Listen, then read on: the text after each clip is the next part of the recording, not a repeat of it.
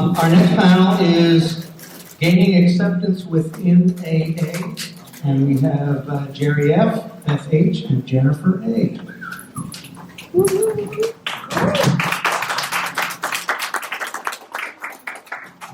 My name is Jennifer. I'm a member of AA.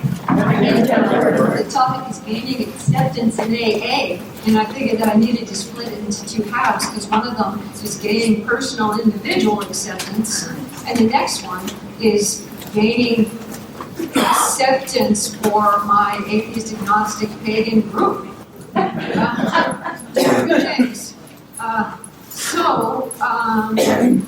right. So, as an atheist, I kept my mouth shut about everything at first in AA. Before my first day sober, I was a practicing drunk. I learned a lot of useful behaviors, like lying, and I'd be whoever you wanted me to be, and I would just pretend at everything. I'd stay quiet and just keep smiling. I learned that when I was drinking. I used these tools to help me try to fit in to life, and then when I came into AA, tried to use them to fit into AA. The AA people were sober and they smelled good.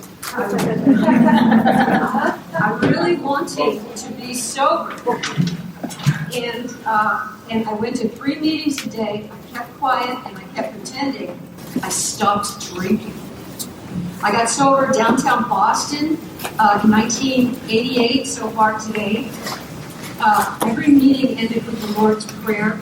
I learned the silly words to the silly chant, and I chanted along with my new friends.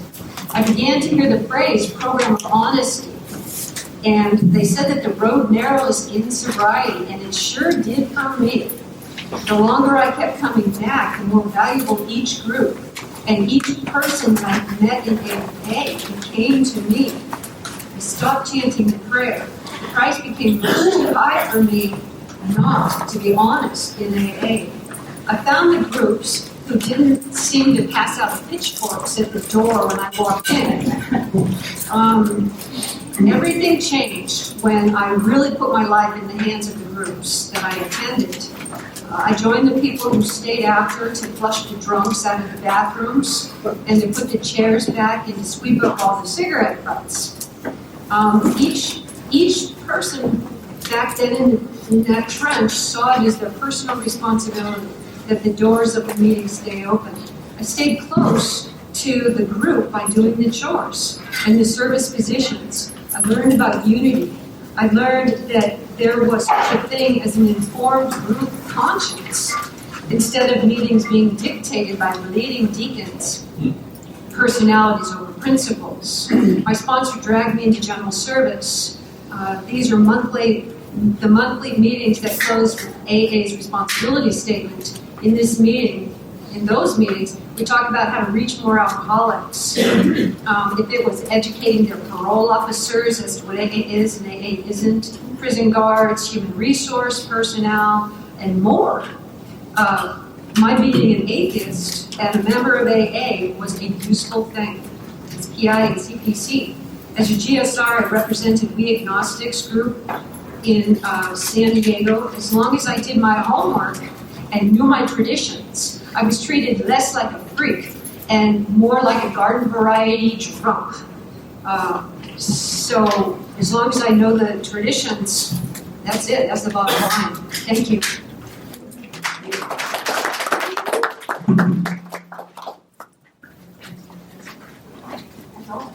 Okay, I'm Beth, and I'm an alcoholic. And I thought, I don't know what Jerry's going to say, but I didn't want to repeat it. So I thought I would actually do some original research because this issue is gaining acceptance, and how do we know how well we actually are accepted? I thought that might be interesting to look into. Deirdre, who used to run the New York listing of all the agnostic or secular meetings, she did a wonderful presentation in Austin where she talked about a history of special interest groups in AA. That's available on the AA Agnostic website. And but and I encourage you to read it if you're interested. But basically, all special interest or special composition groups have gone through some struggle to get accepted. We are not the only ones. It started out with women, then it was gays, then it was, I mean, it's just been one thing after another, and AA's been against, some AAs have been against every one of them. What AA actually has to say about what defines an AA group is, this is from the pamphlet, the AA group. It says, for further clarification of an AA group, it may be found in the 12 Concepts for World Service, Concept 12.126. But anyhow, it says, no penalties to be inflicted for nonconformity to AA principles. That's one of them. Each AA group should conduct its internal affairs as it wishes, merely requested to abstain from acts that might injure AA as a whole, and that any group of alcoholics gathered together for sobriety may call themselves an AA group, provided that they have no other purpose or affiliation.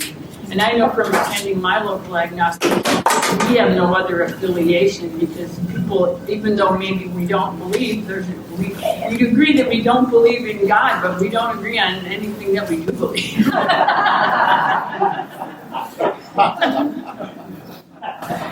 And then the issue with the intergroups, whether they will list us or not, the office exists to aid the groups in carrying the AA message to the alcoholic who still suffers. They are supposed to maintain listings and, distribute up-to-date meeting lists. There's no special provision for them to decide who gets to call themselves an AA group, although some of them have decided to do that. Bill, in the Tradition 4 and the 12 and 12, he talks about we had the courage to declare each A group an individual entity strictly reliant on its own conscience as a guide to action. And he talked about, he says he hopes that it doesn't turn out to be Republican groups or Catholic groups or things like that, but still the freedom is there. And as long as sobriety is the sole objective. And then he goes through an example of a town that had a group where this group decided they wanted to build an alcohol resource center, and on the ground floor they're going to have an AA club, and on the second floor they're going to have a medical facility, and on the third floor they're going to have an education facility. And the AA Foundation back then told them probably not good to mix those things, so the guy who was the most zealous started 3 separate corporations so they wouldn't be mixed, but he was the head of all 3 of them. and anyhow, they tried to do it, and they had 61 rules and regulations for their group. And this is where the Rule 62 comes from. The whole thing failed, and he sent a note, in that said, Middleton Group Number 1, Rule 62, don't take yourself too damn seriously. But he said but basically the moral of the story is, thus it was that under Tradition 4, an AA group had exercised its right to be wrong. And we, so to the believers that want to keep us out, they should, if they think we have a right to be wrong. Of course, I don't think we're wrong, but if we are, we have that right too. Anyhow, what I did, I took the list of meetings on the Secular AA website. For the United States, there are 364 meetings listed now, secular meetings, which is a huge increase. It's just been going up. But anyhow, I Googled every one of those locations to find their intergroup. I looked at all the intergroups to see if the meetings were listed and how they were listed. And then I also did the same thing for Canada. So in the United States, there's 364 meetings listed on Secular AA. Those 364 meetings were based in 159 different intergroups. And some of them were really large intergroups, like the big cities have intergroup associations, so like New York City, it's all one intergroup and that does the meeting list. There may be smaller ones that do business offices, only one that puts out meeting lists. Anyhow, out of those 159, 146 of them listed our meetings. 45 out of those that listed our meetings also had a further description that said that specifically the meeting was atheist, agnostic, or secular. And then, this is how I think we know when we really arrived, 30 of those had an actual, when you go to search for meetings and you can look for open, closed, big book, men's, women, 30 of them had a choice of secular or atheist, agnostic as one of the choices. Yeah, and our own, my favorite, East Valley Intergroup right here is one of them that does that. You know, when we listed our meeting with them, we just used them the information. They listed us, no questions asked, and as we got more meetings, they made it easier for people to find us. So that was kind of a sweet deal. Most of our meetings, you can find them, you can tell by the name of the group. Otherwise, they can be hard to find if you don't, because like if you, sometimes you end up just having to search for a keyword like agnostic or secular, you know, or already know about the meaning of the other list to try to find it. So sometimes they're not easy to find, but for the most part, we're all listed. Canada had 30 meetings listed on the secular AA site. That was 16 different intergroups, and every single one listed the secular meeting. Every single one of them. None of them had a special filter to help find it, but 6 of them had additional descriptions. For the meetings, the intergroups that did not list our meetings in the United States, I called them and I said, hey, I'm Beth and I'm an alcoholic. I'm looking for a secular or agnostic meeting in your area. Do you have any? And I would like to say that for the most part, people were very friendly and receptive and tried to help me. There were only 2 cities where I got a negative response. One of them was Denver, and they are actually, like, I guess the Denver intergroup is actually having a meeting about whether to list our type of meetings because they think we don't follow the 12 steps under 12 traditions. And they,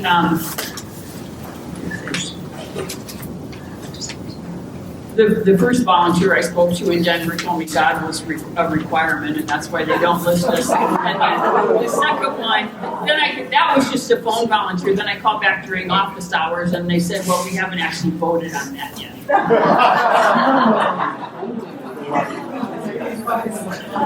Yeah. The other one was just a small, not such a big town, Evansville, Indiana, and this wasn't an office person. This was just a phone volunteer, and she told me, well, we don't really designate our meetings like that. I mean, you can go to any meeting because we don't force religion down your throat. You can believe anything you want. And you know, the longer you've been sober, the less you feel the need to actually talk about your own beliefs. And I said, I've been sober a long time, and I still really don't have any. And she said, well, then God's doing for you what you can't do for yourself.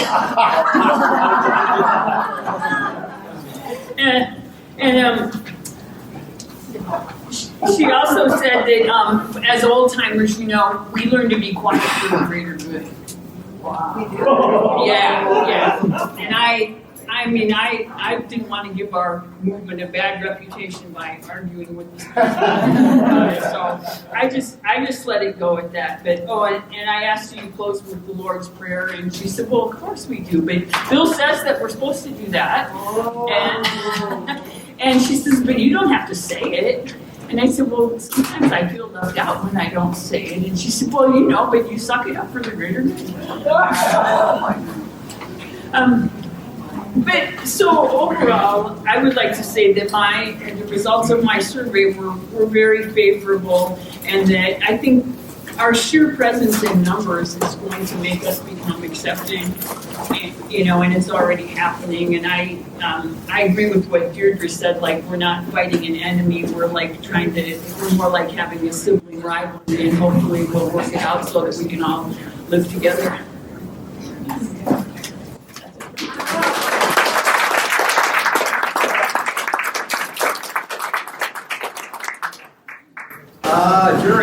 an alcoholic, heathen, and sometimes anarchist. I disagree. That's also in my label. I disagree with the first. But it didn't work for me. So, I don't know. You say you want a revolution. Well, we all want to change the world. So, I just view this as a baby steps that we're going through right now, and that it is not that our path has been fairly easy so far. I'm speaking just my personal involvement in what I've heard from other people. I don't think it's been all that difficult as a movement for us that is trying to push against belief systems that are around for a long, long time. But I think it will. I think it will get difficult as we become more populous and show up in more meetings and people hear more about us. So I just wonder if this acceptance by is a bridge too far, if it's even achievable when we start running into the kind of resistance that I expect we will have. We are, in their eyes, not all in their eyes, but in many eyes, in conservative, conventional AA, we are undesirables. We cannot be accepted at the table with our list of beliefs and disbeliefs. I don't see how that is possible. I agree with the Florida white paper is attributed to Sandy Beach. I agree with him that AA, conventional AA, cannot coexist with secular AA. I think that's a clash that is just too dramatic to work. But you know, I'm well aware, of course, that we're not starting anything new. Quad A in Chicago has been around for as long as, well, maybe not as long as I have now, but they've been around a long time. And but they stay in Chicago. They're not mounting conventions, and they're not writing books. They're not so in the public arena as we are becoming. So we like to compare, and we've already heard that comparison today, our movement with the women and gays in AA. But I question that. I question whether that's an apt comparison. We have purged how it works from our meetings. Gays didn't do that.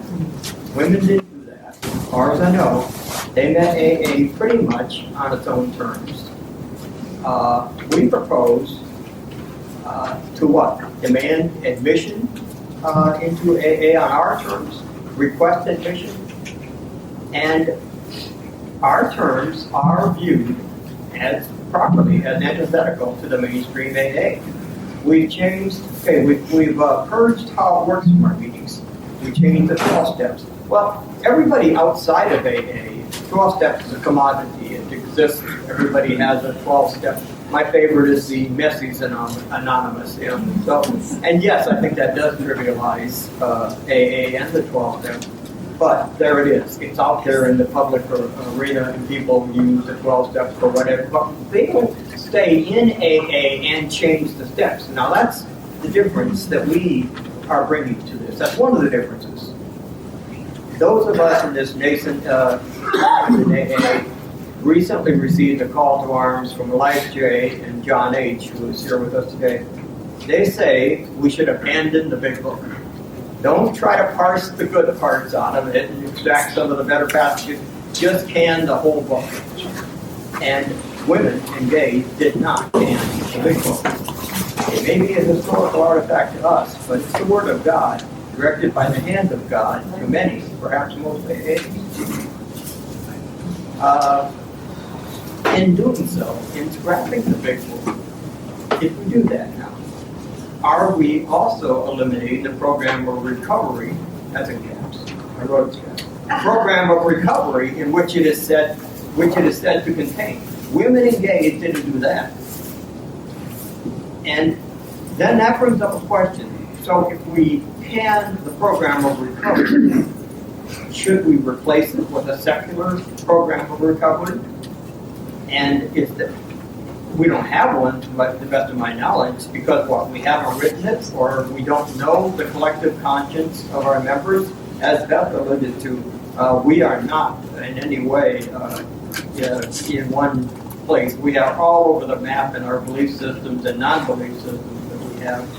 So it would be difficult, but doable, I think, to write a program of recovery for secular AA. But I wonder who has the ability, the motivation, and even the courage to draft a new program of recovery that is going to exist side by side with the AA one that has been around for so many years.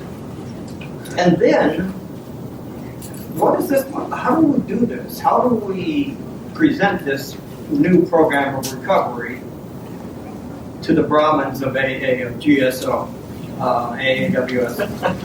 I think we're going to have 2 programs of recovery in AA. I don't think so. It ain't going to happen. The traditions, especially in their long form, are an impediment to our entry into the inner circle of AA. But changing them may be challenging if you believe, as I do, that the traditions are responsible for longevity in AA. Actually, I think the wording that we would want are not that extensive, but it's not my opinion. It's the opinion of the mainstream AA that we have to get through. And I think any proposed changes to traditions would be fine.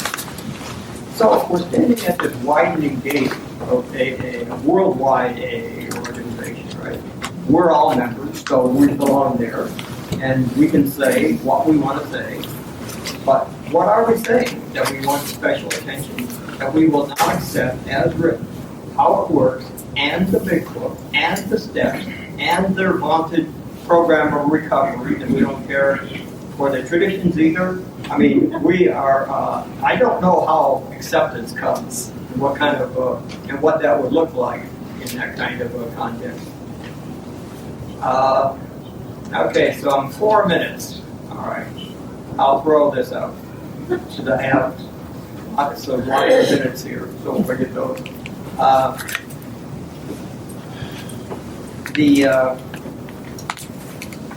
The question, and I really appreciate Beth's research, because I haven't heard those. Well, she created those. She did the research to come up with those. It's interesting in light of the way I'm presenting this.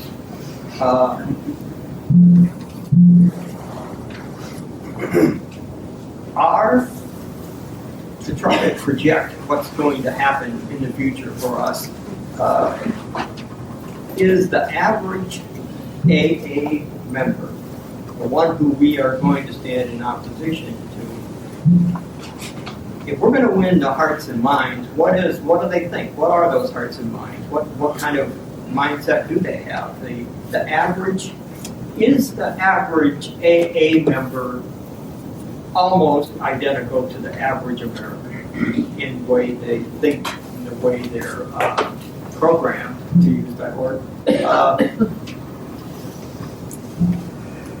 That I don't know the answer to that, but because I've never seen anything that would reflect that. But that we do know what the average American and the average Canadian thinks. So I'll just throw a few of those out because I wonder if this is going to work for us. Trying to identify this person. 25% of Americans report having no religious affiliation. Okay. Do you think that 25% of AAs have no religious affiliation? How about if you count AA as a religion, which is what it is on most any measurable standard? But that's, okay, more than my opinion, is that if we are presenting, if AA is a religion, then we need to present our argument to them on those terms so that it's understood what it is that we're seeking from this much larger organization. All right. Out of time. Good. Anyway, I had a list of what the average American believes, such as the Constitution guarantees everyone a high school education. 75% of Americans believe that. 70% think the government should fine newspapers for inaccurate or biased reporting. 45% think that the communist manifestos, from each according to his abilities, to each according to his needs, end quote, is in our Constitution. For a Gallup poll, 40% of Americans think that God created man in his current form. Another 38% think that man developed over millions of years, but God was guiding the process. So we got 78% of Americans are that God-centered. They actually believe that. When they read the big quote about when we drew near to him, he disclosed himself to me, end quote. Makes me wonder that. God disclosed himself to people a little too Harvey Weinstein.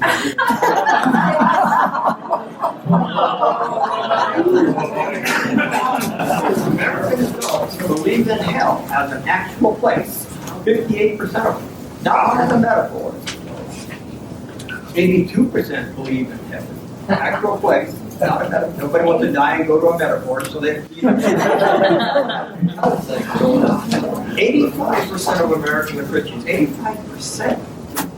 So we can be all PC and inclusive and talk about adding our welcoming Judaism and Hinduism and whatever into our fluff. But still, 85% is Christian. That's the establishment. That's who we are in opposition to. And if there's any doubt about whether or not it's an opposition, it will become, I think, it will become very clear when we begin to encounter the kind of resistance that I expect we will see. 34% of Americans are evangelical Protestants. That's the largest set in the poll. Mostly in the southeast of the country, no surprise there. But evangelicals in the west have gone from 50 million to about 75 million right now in western states. There's a lot of fundamentalists too, along with those evangelicals. And yeah, there's a lot of crossover between the fundamentalists and evangelicals. But still, there's a lot of people out there who will not be welcoming us with opening arms. Some good news here. One, good news, okay. Most, this is cool, I think. I was really excited to get this. Most U.S. adults now say it is not necessary to believe in God to be moral and have good values. So, well, yeah, hey, that's good progress. That's huge. And it must be so in Canada, too, because they're more secular than we are and have been forever. 7% of adult Americans believe that chocolate milk comes from brown cows. The American Dairy Association ran a poll, and it's true. Yeah, 7% of our population is larger than the population of Pennsylvania. And they believe that chocolate milk comes from brown cows. I mean, I swear to God, this is who we're talking about. Short enough.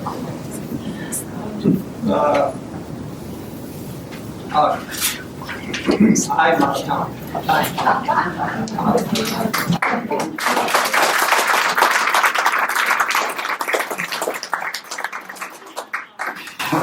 I guess I kind of think, like our judges, I mean, some of them interpret believe the Constitution should be interpreted exactly the way it meant to our founding fathers. They're called, strict constructionists, and they look back to dictionaries from that time to see what that word meant back then. And then there's other ones that believe, it's a living, breathing document that changes with the times. It doesn't say anything about abortion or assault rifles, I mean, how do you get the answers to those things out of that document? And I think that the steps and how it works, and a lot of, I guess I'm in the latter group. I think it's how it works. If I were to read it in a meeting, I usually don't, but if I do, I would say this is what they thought when they wrote this. That's and then I would have a clean conscience reading it because I would have a hard time to say this is how it works.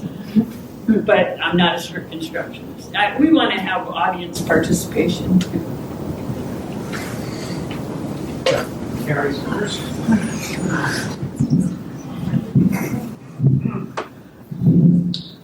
Hi, I'm Gary, and I'm a member of Alcoholics Anonymous. Our home group is Thursday Night Free Thinkers on the West Side, Right on. and Glendale. And I'm not sure. Thank you very much for your presentation. I loved all the stats. It was very revealing, and it clearly shows the educational deficit in the country, and perhaps within AA. And because we are a microcosm of the macrocosm. And I think we have to embrace that. I'm not in favor of starting BB. And if you're wondering what that is, that's anything that's not AA. And I think that Alcoholics Anonymous has a very long history of grassroots activism. Everything starts. I don't know if anybody's familiar with the Bridging the Gap Committee, which meets people at the prison door and takes them to a meeting, kind of cuts them off from hitting the bar on the way. And, I was in Northern California in 1990 when we were discussing the value of that. And there were many people very, very opposed, particularly from the H&I committee, who said, oh, no, that's our turf, don't do this. And now BTG and H&I work hand in hand, and BTG is accepted in virtually in the vast majority of areas of Alcoholics Anonymous. This is a grassroots movement. GSO doesn't tell us to do diddly. If you ever call GSO because you have a problem with their group, they're going to say, well, that's wonderful. Once your group figures out how to deal with it, why don't you call us and let you know how that worked? They do not take a stance. The GSO is decidedly gray. And I've known a number of people who work there and have served there over the years. And those people, they are not the zealots that we encounter in some groups, the finger sticker, in your face, get God or die group. They are the, hey, hang out. AA's got plenty of room for everybody. Bill Wilson became very, very inclusive in his later life. He didn't sound terribly inclusive in the beginning of AA, but he certainly got there. And I believe that people get used to us, and they will accept us, and they will embrace us. And rather than poaching from AA in the hopes that we can have a movement that stands a good chance of survival, because most movements, quite frankly, I don't care if it's spiritual or not, do not survive. AA's got a now 83-year history of doing pretty damn well. I watched, and I'll close with this, in San Antonio at the International, I watched the head of the AMA be handed the 33 millionth print of the book Alcoholics Anonymous. So we have impacted the world.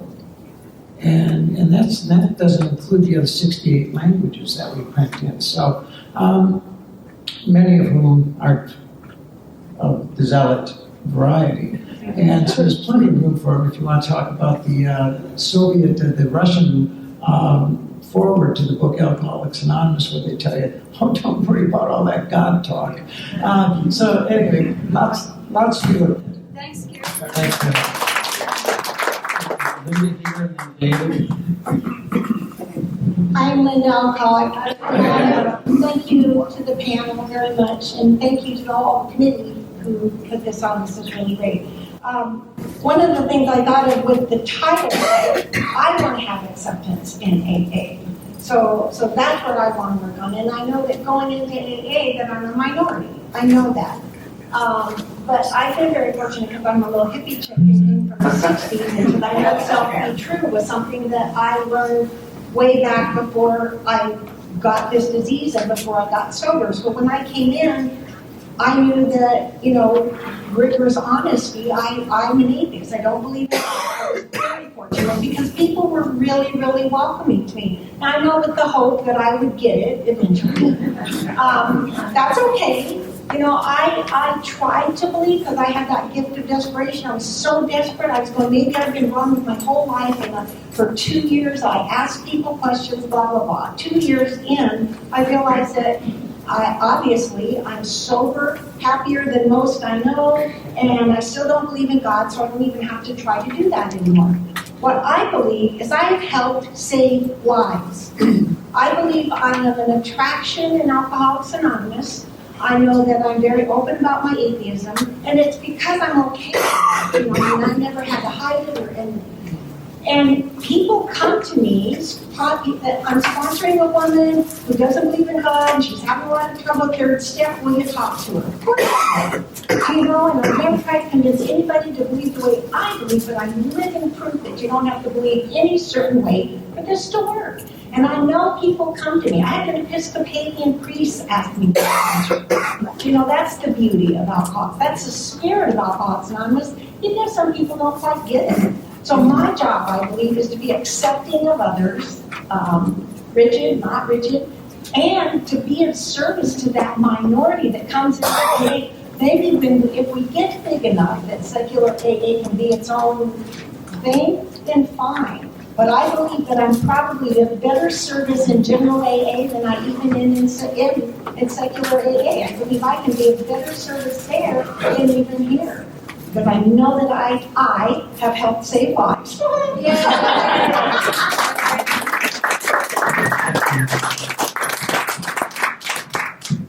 I'm David, I'm an alcoholic. Yeah, I wonder why we want to be in the club after all, Jerry. I wanted to ask you, in your research, did you find intergroups that filter meetings as, Christian? Because I think that would be a terrific idea. No, but I did make a list of unusual ones. Gay, transgender, alcoholics with emotional and mental disorders, no court papers allowed, dual diagnosis, crosstalk permitted, invitation only, Native American, must sign in, couples, attitude modification, which means meditation and redirection, emotional sobriety, living sober, and scent-free environment. Hi,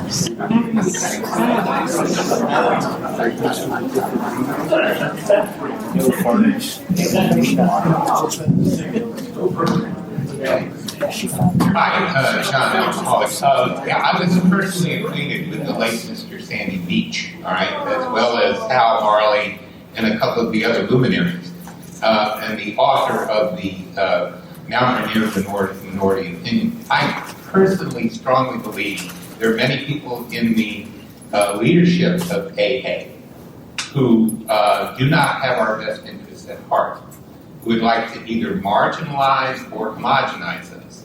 Now, that said, AA is a very good brand name. The branding is wonderful as far as, the selling of sobriety goes. People sell things off the name AA all the time.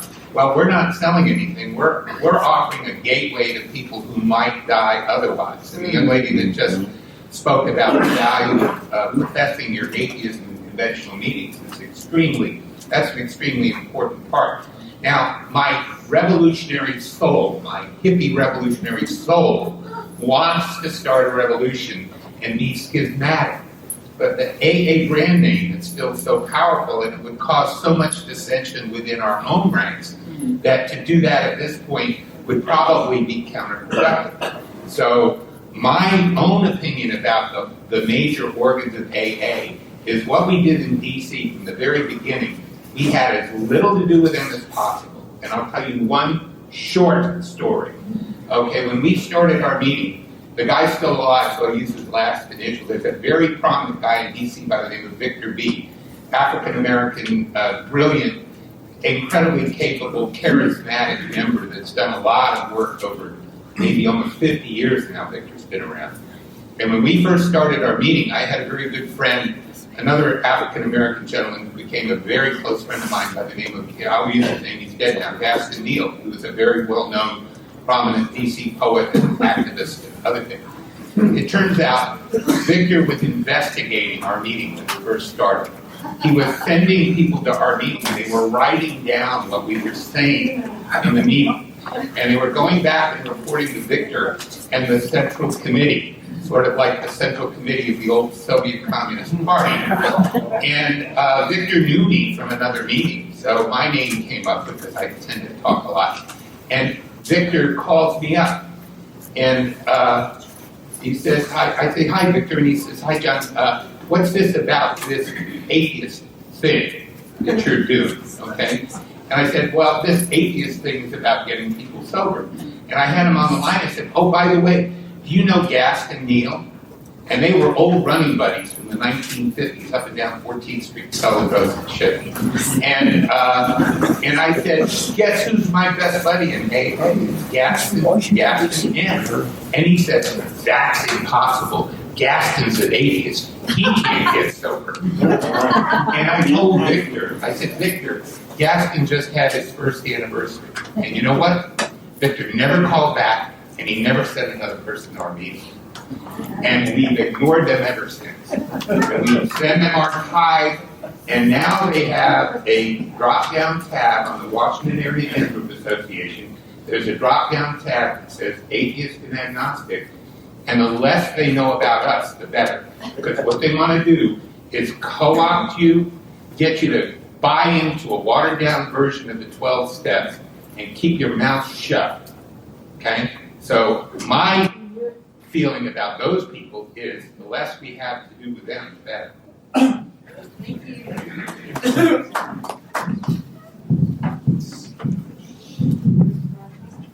Yeah, hi, Tim, alcoholic. Tim. Two things I want to say from the regular literature that really kept me in this program, other than I was a low bottom drunk and I had to do this, right? Was Tradition 3, which states the only requirement for AA membership is a desire to stop drinking. I took that to heart. I can't tell you how much it broke my heart when I first saw the chapter to the agnostics and I read it, and it should have been titled the chapter to the former agnostics. Yeah. Right? But anyway, Tradition 3 tells me I have a place here if I want to be here. And right at the end of the first 164 in the traditional Big Book, it says we realize we know only a little. It says that. It's in the book. Okay? Social evolution is hard. Evolution is hard. It's survival of the fittest. If we don't fight for this, we will not survive. I do believe that. Okay, so we have to keep on trudging. That's all I got. Thanks. Thanks, Tim. We got time for one more short one if anybody wants to speak.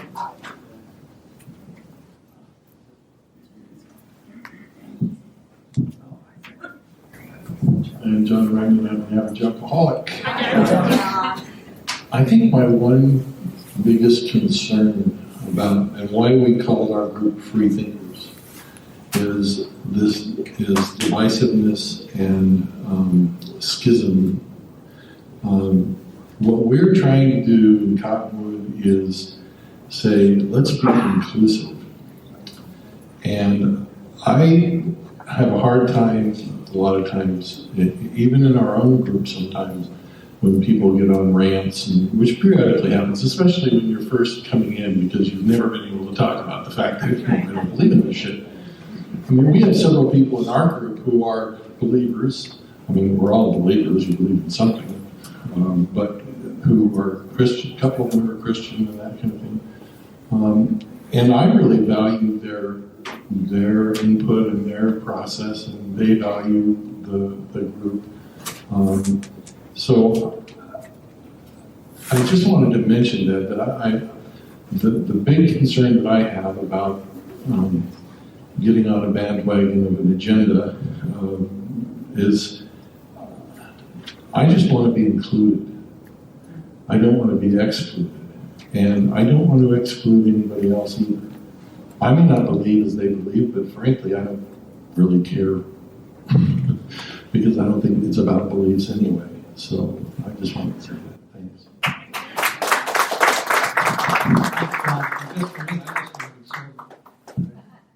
Let's thank our panel.